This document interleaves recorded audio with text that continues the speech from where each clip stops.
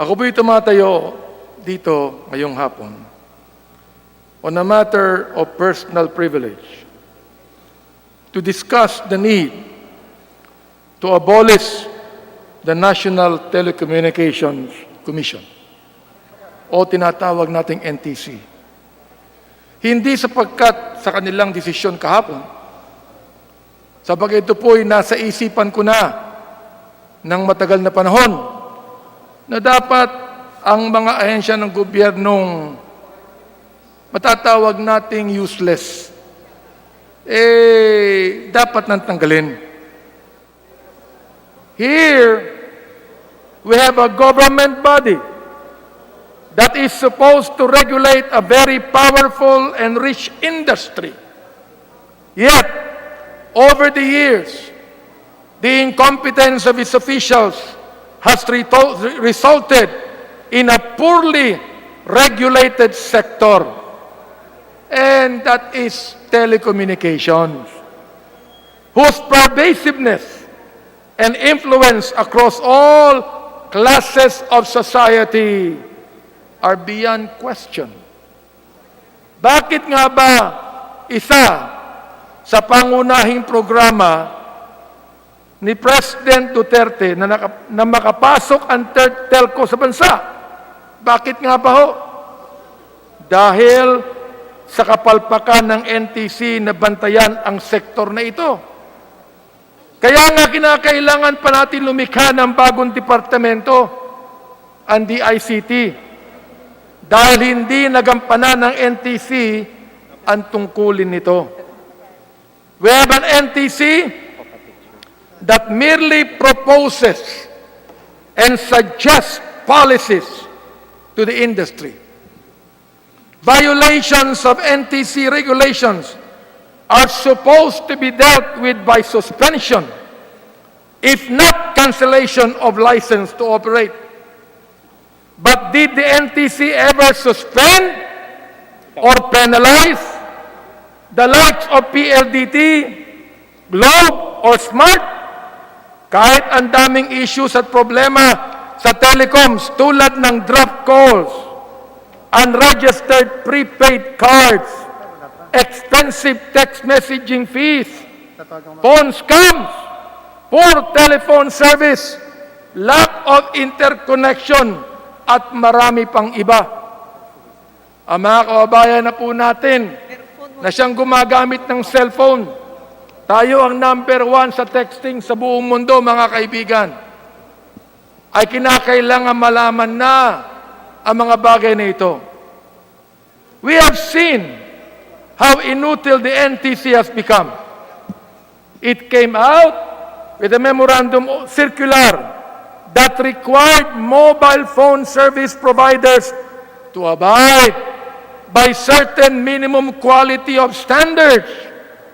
Unfortunately, the Commission does not even have the equipment to do an independent test. My goodness. It has to rely on data submitted by the telcos. When one of the cellular operators was accused of not meeting the required standards, the NTC could not find an independent body that would verify the claims against said operator. The collection of fees by the NTC has increased 12-fold over the decade since 1992. Its budget has increased exponentially in the same period. Given that the complexity of regulatory issues grows proportionately with the size of the industry, the growing disparity between the problems in the industry and the capacity of NTC to respond can no longer be ignored. Do you recall the issue of Service Area Scheme, or SAS? The NTC's forbearance on infractions of some licenses has greatly eroded its credibility as a regulator when the SAS participants defaulted in their obligations. The Commission had the recourse of revoking the provisional authority to operate, but it did not. Mr. Speaker, another problem facing the NTC is its lack of dynamism to keep up with new technologies, particularly those built around data and internet protocol technologies. Telecommunication companies could, for example, provide mass media services and content, just as cable companies can now easily provide internet-related services, including voice-over IP telephony. Ang mga shows sa TV ay mapapanood mo na sa cellphone at ibang mga gadgets. Ang mga broadcast companies ay ginagamit ng internet bilang platform para sa broadcasting. Nasaan ang NTC? Anong regulasyon ang ginagawa nito? Ang PLDT, kumuha ng prangkisa sa Kongreso. Matagal na proseso. Mahal ang bayad pag overseas call o long distance. Pero, pwede ka na ngayon tumawag gamit ang internet. Voice over Internet Protocol o VoIP. Kadalasan libre lang. Merong mga application gaya ng Viber, WhatsApp, Zoom, at Messenger na pwede ka pang mag-video calls. Walang mga prangkisa yan galing sa Kongreso. Anong ginagawa ng NTC? Our National Telecommunications Commission, supposedly in charge of regulating and promoting the telecommunications industry, has turned out to be one of the most inept and useless agencies whose only relevance lies in being another model for sheer wastage of the taxpayers' money.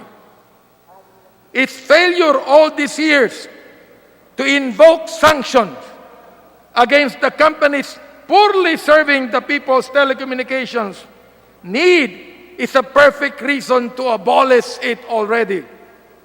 But the latest act of the NTC in issuing a cease and desist order against broadcast company ABS-CBN is a slap in the face of Congress and an outright act of defiance.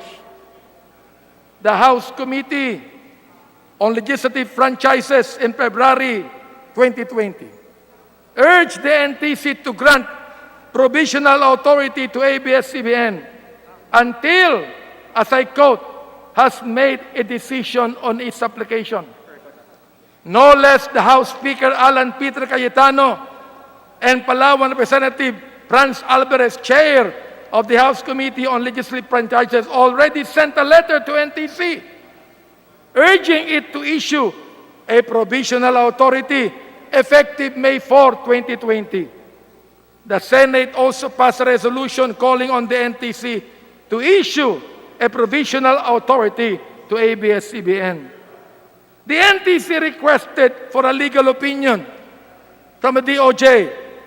The opinion given by DOJ Secretary Minato Guevara is to the effect that there is a basis for ABS-CBN to be given authority to continue operating while its franchise renewal is pending to it, and I quote, there is sufficient equitable basis to allow broadcast entities to continue operating while the bills for the renewal of the respective franchise remain pending with Congress.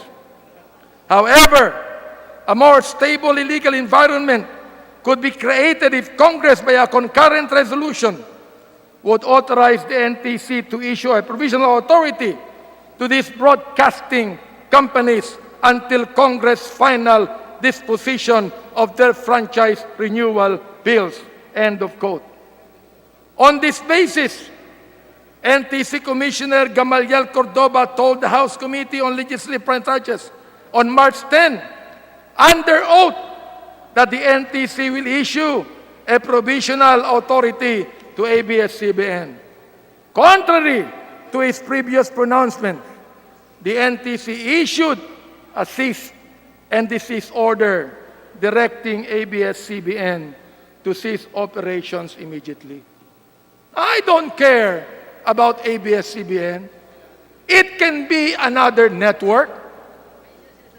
Hayaang binastos at binaliwala ng NTC ang Kongreso